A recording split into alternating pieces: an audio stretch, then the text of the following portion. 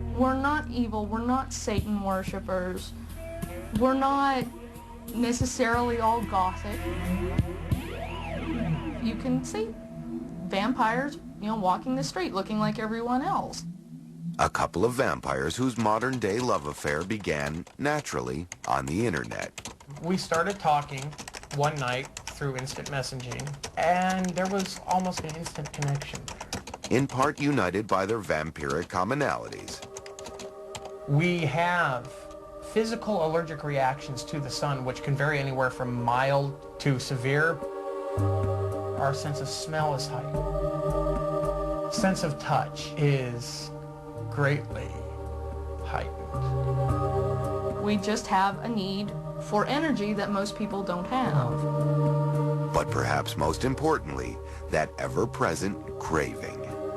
No matter what you eat or drink, it never seems to satisfy the craving. There are times you can be just completely ravenous, and food and water doesn't seem to curb that hunger. Most of us sanguinarian vampires, we need to get that energy directly from the blood. Taryn and Tanid consider themselves to be both psychic and sanguinarian vampires. They currently feed from one another exclusively. Tana and I seem to go every 2 to 3 weeks, and then we'll feed. The feeding process gets that living energy, and that is what satisfies the craving. I will bite her somewhere that's close to a major artery, and she'll feel my teeth. I will feel the blood going down my throat. I will taste it in my mouth. I love the taste of blood. For Taryn and Tanid, a committed couple, the ritual of blood taking is part of their relationship. But many other sanguinarian vampires, Lady CG among them, raise concerns about the safety and the propriety of drinking human blood. We've learned through the community that human blood may be what we crave, but we can get by with other types. Willing donors that Lady CG considers safe and healthy are sometimes hard to find. So she's come to rely on animal blood from rare meat that she's learned to butcher herself.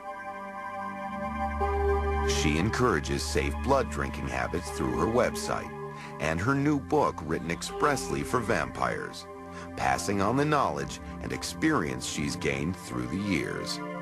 I think we go to great lengths to teach safety, to teach that there are substitutes. It's become a personal, passionate mission. If I can have my dreams come true, I would see a vampire community where no one had to go through this alone, where no one had to wonder if they were insane because they craved blood. No one had to feel that they were possessed by demons because they feel energy currents that normal people aren't aware of.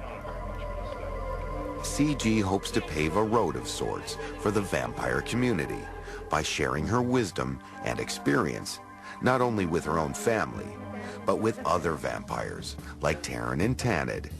This way, they may learn what they need to survive, to come into their own, and live safely and openly. I mean, I'm scared to death to do this, but I believe it had to be done. It's a very hard decision to make, but it's come to a point where it's time to come out. Somebody's got to step forward and say, yes, I am. I am a vampire. Someone's got to say that. I think if you can't do anything else in the world, you should at least have the right to be yourself.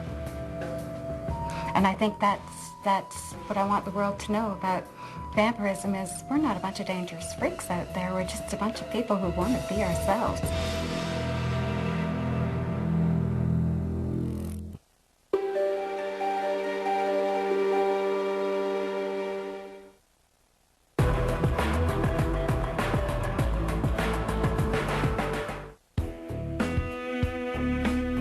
From Bram to Bella, from Blade to Buffy, always a creature of the night, the vampire is as erotic as he is deadly.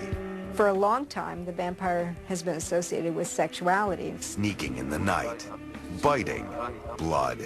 It's all taboo and all the more tantalizing.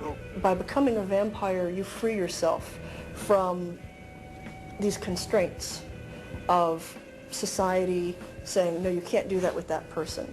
Oh, you can do it with that person, you're a vampire. It's a lifestyle linked to blood, the essential river of life that courses through our veins.